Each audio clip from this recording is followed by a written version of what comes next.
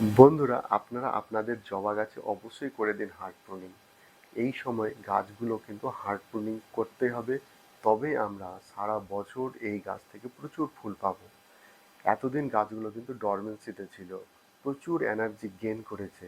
তাই এখন যদি এই গাছগুলোকে আমরা হার্ড প্রুনিং করে দিই, তাহলে এই গাছ থেকে কিন্তু প্রচুর নতুন নতুন ডালপালা তৈরি হবে এবং গাছ হবে বুশি এবং প্রচুর ফুল দেবে সারা বছর। আমার গাছগুলো আপনারা দেখতে পাচ্ছেন, এই গাছগুলোর বয়স 3 থেকে 4 বছর। এই গাছগুলো কিন্তু প্রচুর ফুল দেয় এবং প্রতি বছর এই গাছগুলোকে আমি হার্ড প্রুনিং করি। আর আপনারা যখন হার্ড প্রুনিং করবেন, 45 ডিগ্রি অ্যাঙ্গেলে অবশ্যই কাটবেন। আর মোটামুটি 6 থেকে 12 ইঞ্চি অবশ্যই নিচের গোড়া রেখে বাকিটা সবটাই কেটে দেবেন। সারা বছর এই গাছগুলো ফুল দেওয়ার ফলে এই গাছগুলোর কিন্তু আকৃতি একদম খারাপ হয়ে গেছে। তাই এই গাছটাকে হার্ড প্রুনিংয়ের মাধ্যমে একটা সুন্দর শেপ দিতে হবে। হার্ড প্রুনিং করলে কী হবে, এই গাছের যে রুগ্ন এবং মরা ডালপালা সেগুলোকে রিমুভ করলে গাছ কিন্তু নতুন করে আবার প্রাণ ফিরে পাবে। আবার কি হয়, এই গাছগুলো অনেক লম্বা হয়ে যাওয়ার ফলে ঝড়ে কিন্তু এই গাছগুলো উল্টে গেলে টব ভেঙে যাওয়ার চান্স থাকে। তাই আমাদের এই সময় হার্ড প্রুনিং অবশ্যই এই গাছগুলোকে করতে হবে। আবার গাছটাকে যদি আমরা বুশি করতে চাই, তাও আমাদের এই হার্ড প্রুনিংটা করতে হবে, কারণ এতে প্রচুর নতুন নতুন ডালপালা গজাবে। এতে কিন্তু গাছ বুশি হবে এবং প্রচুর পরিমাণ ফুল দেবে। তাই অবশ্যই এই সময় হার্ড প্রুনিং করে দিন। আর হার্ড প্রুনিং করার পর আমাদের যে কাজটা করতে হবে তা হচ্ছে একটা ফাঙ্গিসাইডের একটা পেস্ট তৈরি করে এই কাটা অংশে অ্যাপ্লাই করতে হবে।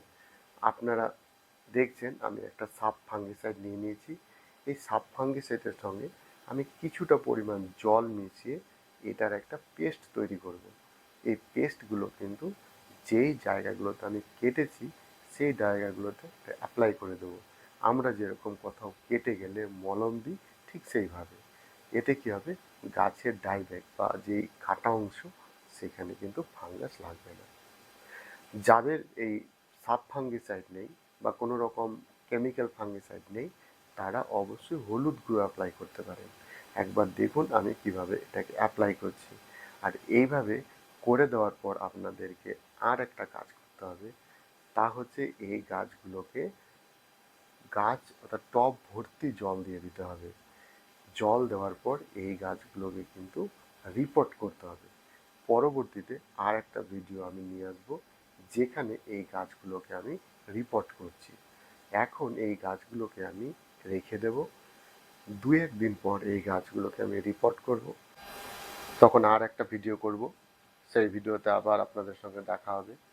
সেই সময় আমি দেখাবো কি করে আমরা রিপোর্ট করছি, কেন রিপোর্ট করছি, রিপোর্টিংয়ের সময় আমাদের কি কি বিষয়ে সতর্ক থাকা উচিত, এবং সেই সময় কিন্তু আমরা রিপোর্টিংয়ে রুট প্রুনিং কীভাবে আমরা করব, কেন রুট প্রুনিং করা উচিত, আর এই রিপোর্টিংয়ের জন্য আমাদের সয়েল মিডিয়া কি হওয়া উচিত, কিভাবে আমরা মাটি তৈরি করব, সবটাই কিন্তু থাকবে। তো আজকে ভিডিওটা এখানে শেষ করছি। পরবর্তীতে আর একটা ভিডিওতে আপনাদের সঙ্গে দেখা হবে। ভালো থাকবেন।